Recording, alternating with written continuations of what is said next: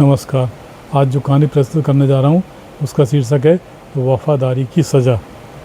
राजमल आंशिक रूप से लकवाग्रस्त होने के बाद काली मंदिर के पास बैठकर भीख मांगकर अपना गुजारा कर रहे थे। कभी करोड़ों रुपए के मालिक, आज दर दर के भिखारी बने हुए थे। ये उनकी वफादारी की सज़ा थी जो वे भुगत रहे थे, और जिसने बेवफाई की थी वो मौज मज़े के साथ रह रहा था। राजपाल की उम्र 70 वर्ष की हो गई थी। इस दुनिया में उनका अपना कोई नहीं था। वे एक लावारिस की तरह रह रहे थे।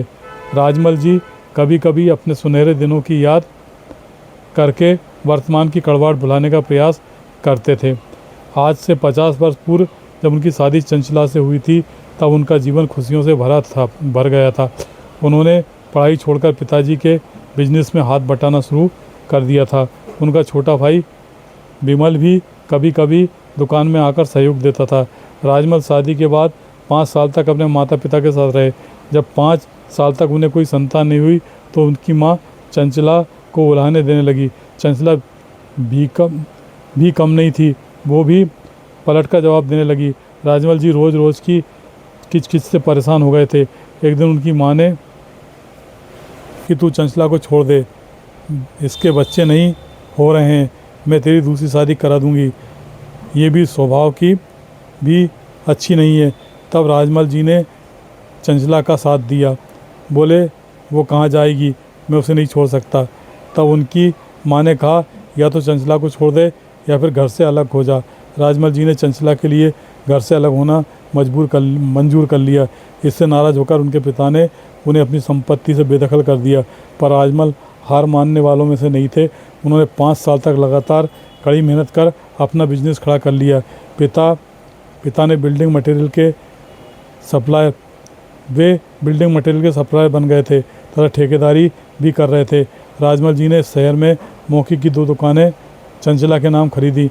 चंचला के नाम से ही 30 एकड़ उपजाऊ ज़मीन खरीदी। 2 मकान बनवाए, वे भी चंचला के ही नाम से। इसके अलावा बहुत से कीमती जेवर रकम भी खरीद कर उन्होंने चंचला को दिए। उनकी शादी की 10 वर्ष हो गए थे। उनकी अब भी कोई संतान नहीं थी। राजमल जी दिन रात कठोर परिश्रम करते चंचला की तरफ से बेफिक्र से हो गए थे। यही उनकी सबसे बड़ी चूक थी। उन्हें पता ही नहीं चला कि चंचला कब बेवफा हो गई। चंचला किसी और को दिल दे बैठी थी। एक दिन राजमल जब घर आए तो घर में चंचला नहीं थी।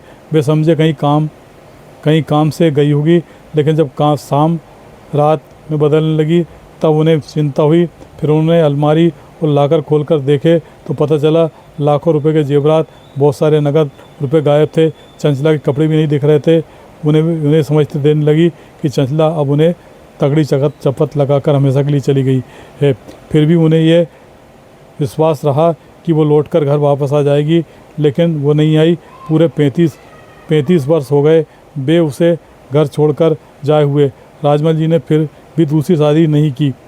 उन्हें विश्वास था कि एक दिन चंचला लौटकर घर अवश्य आएगी, पर वह नहीं आई। राजमल जी अकेले ही अपना बिजनेस भी संभालते रहे और ख़ुद का भी ख्याल रखते रहे, लेकिन वक्त ने पलटा खाया।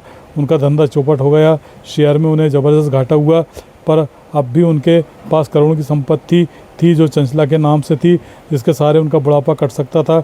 लेकिन उनकी किस्मत के सितारे अभी उजले नहीं हुए थे। उनके मकान और ज़मीन के 2 दावेदार जाने कहाँ से प्रकट हो। राजमल जी को पता चला ये दोनों चंचला के बेटे हैं जो उसके दूसरे पति से हुए हैं। चंचला और उसके दूसरे पति का निधन हो गया था।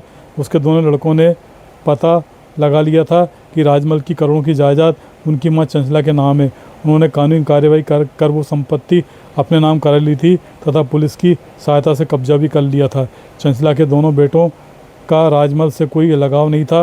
उन्होंने अपमान कर उन्हें संपत्ति से अलग कर दिया। अब वे उससे 1 रुपया भी नहीं ले सकते थे। हार कर उन्होंने शहर की गरीब बस्ती में एक कमरा किराए पर ले लिया था। वहीं एक दिन उन्हें शाम के काम के समय हल्का सा लकवा मार गया। तब वे बिना सहारे के चल भी नहीं सकते थे।